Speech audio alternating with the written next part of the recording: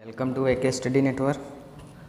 आज के इस वीडियो में प्राचीन इतिहास का एक चैप्टर गुप्त वंश के टॉप 100 ऑब्जेक्टिव क्वेश्चन कवर करने वाले हैं।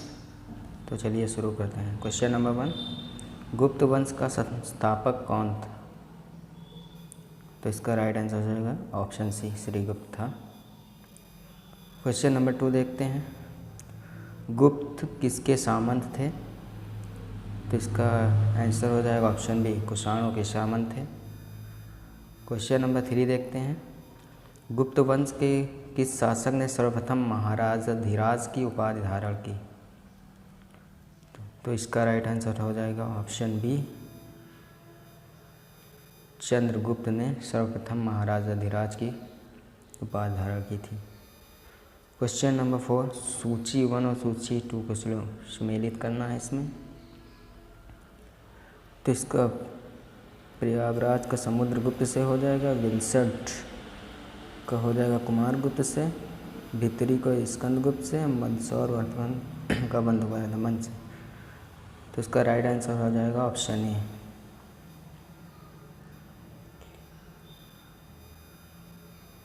क्वेश्चन नंबर 5 देखते हैं, गुप्त शासन के दौरान निम्नलिखित में ऐसा कौन व्यक्ति था जो महान खगोल विज्ञानी और गणितज्ञ था? तो इसका राइट आंसर हो जाएगा ऑप्शन सी, आर्यभट्ट था, जो कि खगोल विज्ञानी और गणितज्ञ दोनों था। क्वेश्चन नंबर 6 देखते हैं, गुप्त शासकों की सरकारी दरबारी भाषा थी? तो उनकी दरबारी भाषा थी और option D, Sanskrit. Question number 7 देखते हैं, इतिहासकार VA स्मिथ ने किसके विजयों से प्रभावित होकर उसने भारत का नेपोलियन कहकर पुकारा है? तो इसका राइट आंसर हो जाएगा option D, Samudragupta. Question number 8 देखते हैं, गुप्त वंश का वह राजा कौन था जिसने हूणों को भारत पर आक्रमण करने से रोका? तो इसका राइट आंसर है option C, Skandagupta. Question number 9 देखते हैं, गुप्त वंश किस लिए प्रसिद्ध था? तो इसका राइट आंसर हो जाएगा ऑप्शन सी, राजस्व एवं भूमि कर के लिए प्रसिद्ध था। क्वेश्चन नंबर 10 देखते हैं, अजंता कलाकृतियों किससे संबंधित हैं? तो ये अजंता कलाकृतियाँ ऑप्शन डी, गुप्त काल से संबंधित हैं। क्वेश्चन नंबर 11, कुछ विद्वानों के अनुसार कवि कालिदास किसके राज कवि थे? तो ये ऑप्शन सी हो जाएगा इसमें, चंद्रगुप्त द्वितीय विक्रमादित्य के राज कवि थे। क्वेश्चन नंबर 12, अजंता चित्रकारी का विषय वस्तु निम्नलिखित में किससे संबंधित है? तो इसका राइट आंसर हो जाएगा ऑप्शन बी, बौद्ध धर्म से संबंधित है। क्वेश्चन नंबर 13 देखते हैं, उत्तर गुप्त युग में जो विश्वविद्यालय प्रसिद्ध था वह था? उत्तर गुप्त में प्रसिद्ध विद्यालय ऑप्शन सी हो जाएगा इसका, नालंदा प्रसिद्ध था उत्तर गुप्त काल में। क्वेश्चन नंबर 14, एरड़ अभिलेख का संबंध किस शासक से था? तो एरड़ अभिलेख का संबंध ऑप्शन डी, भानुगुप्त से था। क्वेश्चन नंबर 15, फाहियान किसके शासनकाल में भारत आया था? तो ये फाहियान जो कि है चंद्रगुप्त द्वितीय के शासनकाल में भारत आया था। क्वेश्चन नंबर 16, भारतीय संस्कृत का स्वर्ण युग था? ये तो गुप्त काल था स्वर्ण युग। क्वेश्चन नंबर 17, फाहियान कहाँ का निवासी था? तो फाहियान जो कि था चीन का निवासी, ऑप्शन सी इसका राइट आंसर होगा। क्वेश्चन नंबर 18, सेतुबंध का रचनाकार प्रवरसेन द्वितीय किस वंश का शासक था? तो ये वाकाटक वंश का शासक था।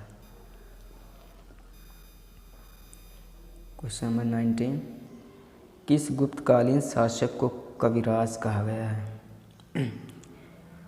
तो कविराज कहा गया है समुद्रगुप्त। ऑप्शन सी हो जाएगा इसका। क्वेश्चन नंबर 20, स्कंदगुप्त को किस स्तंभ लेख में शक्रोपम कहा गया है? तो इसका राइट आंसर ऑप्शन है कहोमा स्तंभ अभिलेख। क्वेश्चन नंबर 21 देखते हैं। श्रीलंका के राजा मेघवर्धन ने किस स्थान पर भगवान बुद्ध का मंदिर बनवाने के लिए समुद्रगुप्त से अनुमति मांगी थी? तो इसका राइट आंसर है ऑप्शन बी बोध गया। क्वेश्चन नंबर 22, मंदिर निर्माण कला का जन्म सर्वप्रथम कब हुआ था? तो ये हुआ था गुप्त काल में हुआ था। क्वेश्चन नंबर 23, चंद्रगुप्त द्वितीय ने विक्रमादित्य की उपाधि कब धारण की? विक्रमादित्य की उपाधि धारण की थी ऑप्शन ए शकों के उन्मूलन करने के बाद ही धारण की थी। क्वेश्चन नंबर 24, गुप्त काल के सर्वाधिक लोकप्रिय देवता कौन थे? तो ये थे विष्णु। क्वेश्चन नंबर 25, चंद्रगुप्त द्वितीय ने अपनी किस विजय की खुशी में चांदी के विशेष सिक्के जारी किए थे? तो इसका राइट आंसर हो जाएगा ऑप्शन सी शकों को पराजित करने के बाद। क्वेश्चन नंबर 26, महरौली दिल्ली स्थित लौह स्तंभ का निर्माण किस सदी में हुआ? तो लौह स्तंभ का निर्माण हुआ था ऑप्शन ए चतुर्थ सदी में। क्वेश्चन नंबर 27, फाहियान और हेनसांग ने ... के राज्यों को देखा। फाहियान और हेनसांग ने देखा था ऑप्शन डी इसका हो जाएगा चंद्रगुप्त, विक्रमादित्य और हर्षवर्धन। क्वेश्चन नंबर 28, धन्वंतरी थे। तो धन्वंतरी थे ये चंद्रगुप्त विक्रमादित्य के दरबार के नवरत्न में से एक जो कि प्रसिद्ध चिकित्सक थे धन्वंतरी। क्वेश्चन नंबर 29, गुप्तकालीन शासन प्रणाली किस प्रकार की थी? तो ये थी ऑप्शन ए राजतंत्रात्मक थी। क्वेश्चन नंबर 30, फाहियान द्वारा रचित ग्रंथ फोकुओ में निम्न में किसका विवरण नहीं मिलता है? फोकुओ तो बौद्ध धर्म के सिद्धांतों में इसका वर्णन नहीं मिलता है। क्वेश्चन नंबर 31 देखते हैं। गुप्त स्थापत्य कला का सर्वोत्कृष्ट मंदिर निम्न में से कौन सा है? तो इसका राइट आंसर होगा ऑप्शन बी देवगढ़ का दशावतार मंदिर।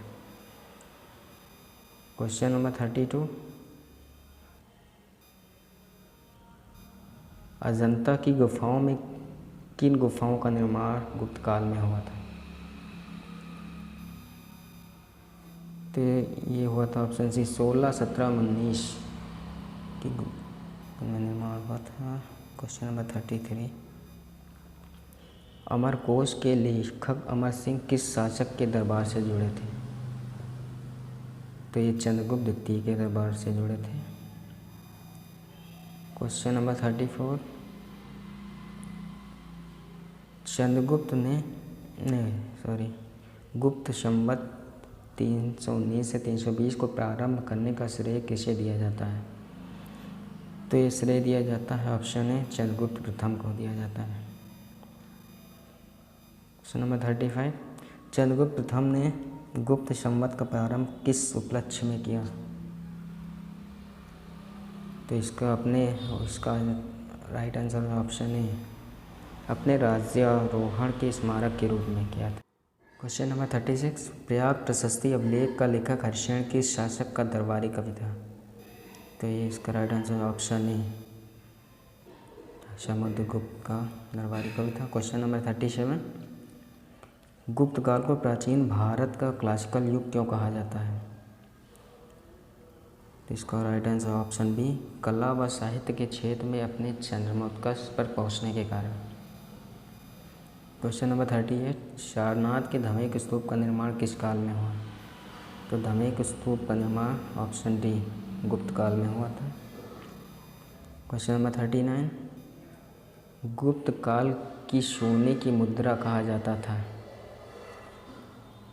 तो सोने की मुद्रा को दिनार कहा जाता था गुप्त काल में। क्वेश्चन नंबर 40, कुमार संभव महाकाव्य किस कवि ने लिखा था? तो इसको लिखा था ऑप्शन डी कालिदास ने लिखा था। बाकी के क्वेश्चन आपको नेक्स्ट वीडियो के पार्ट 2 में मिलेंगे।